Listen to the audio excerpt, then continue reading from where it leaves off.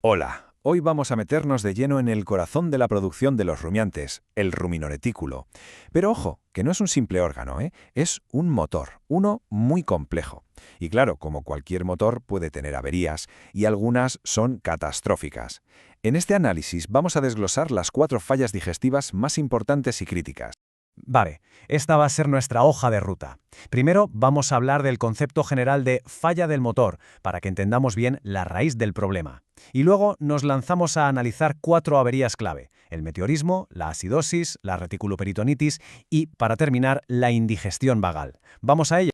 Y aquí está la idea central de todo, la clave de bóveda. Entender cómo funcionan los preestómagos es absolutamente crucial, porque un solo fallo, ya sea en su movimiento o en esa flora microbiana tan delicada que tienen, nunca es un problema aislado, no.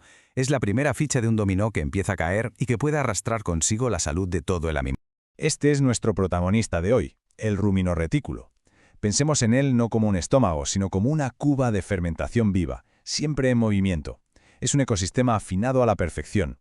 Y claro, todo lo que vamos a ver a partir de ahora ocurre precisamente cuando ese equilibrio tan fundamental se rompe. Muy bien, pues entremos en la primera de las fallas, en este caso una falla mecánica, una auténtica crisis de presión. Hablamos del meteorismo o timpanismo, que básicamente es una acumulación de gas que el animal no es capaz de expulsar. Vamos, una bomba de tiempo creciendo en su flanco izquierdo. Y aquí viene lo interesante. Ante un animal hinchado, la primera pregunta que hay que hacerse es la que lo cambia todo. ¿El gas está libre y listo para salir? ¿O está atrapado dentro de una espuma? Porque dependiendo de la respuesta, el diagnóstico y sobre todo el tratamiento de emergencia van a ser radicalmente diferentes. Aquí tenemos las dos caras de la moneda. Por un lado, a la izquierda, el meteorismo espumoso, normalmente por culpa de la dieta, como las leguminosas. Se forma una espuma que atrapa el gas y no lo deja salir. La solución pasa por usar un agente antiespumante. Pero a la derecha tenemos el gaseoso. Aquí hay un problema físico, una obstrucción. El gas está libre, pero hay algo que le impide salir. En este caso, una sonda o incluso un trocar, que es un instrumento para pinchar directamente y liberar la presión, pueden literalmente salvarle la vida al animal. Como veis, 2 escenarios, 2 soluciones que no tienen nada que ver. Bueno, pues dejamos atrás la falla mecánica, la del gas, y nos metemos de cabeza en una de las emergencias metabólicas más graves que existen, el colapso químico. La acidosis ruminal. Un auténtico desastre que suele empezar con algo tan simple como un cambio brusco en la dieta. Y este número es la clave, el punto de no retorno. Cuando el pH del rumen se desploma por debajo de 5, la flora microbiana buena, la que trabaja para el animal, muere en masa. El ambiente se vuelve tan ácido, tan corrosivo, que empieza a quemar químicamente las paredes del rumen. Y esto es solo el principio de una cascada de eventos devastadores para todo el organismo. Vamos a ver la secuencia de este desastre paso a paso. Todo arranca con una sobrecarga de grano. De repente, esto alimenta una explosión de una bacteria, el Streptococcus bovis, que empieza a producir ácido láctico a un ritmo frenético. Como consecuencia, el pH se desploma. Este ácido láctico además actúa como una esponja, atrayendo toda el agua desde la sangre hacia el rumen. Esto provoca una deshidratación brutal en el animal. Y por si fuera poco, al final el ácido acaba pasando a la sangre, provocando una acidosis metabólica que puede llevar al animal al colapso total. Y ojo, que si el animal sobrevive a esta fase tan aguda, el problema no ha terminado ni mucho menos. Ese daño químico inicial es la puerta de entrada a secuelas muy graves a largo plazo. Las bacterias pueden aprovechar un rumen dañado para colarse hasta el hígado y formar abscesos. La acidosis general puede provocar laminitis en las pezuñas. E incluso ese ambiente ruminal tan alterado puede destruir la tiamina, una vitamina esencial, causando problemas neurológicos serios. Cambiamos de tercio. Pasamos ahora a una falla estructural. Aquí, el problema ya no es el gas ni el pH, sino una brecha, un agujero en la pared del motor. Una perforación que viene desde dentro, causada por un objeto extraño. Se la conoce como la enfermedad del cuerpo extraño o reticuloperitonitis traumática. Y el nombre no engaña, parece simple. El animal se come un clavo, un alambre. Por gravedad, ese objeto cae al retículo. Y aquí viene el problema. Las propias contracciones de este órgano lo empujan y lo convierten básicamente en un puñal que atraviesa la pared.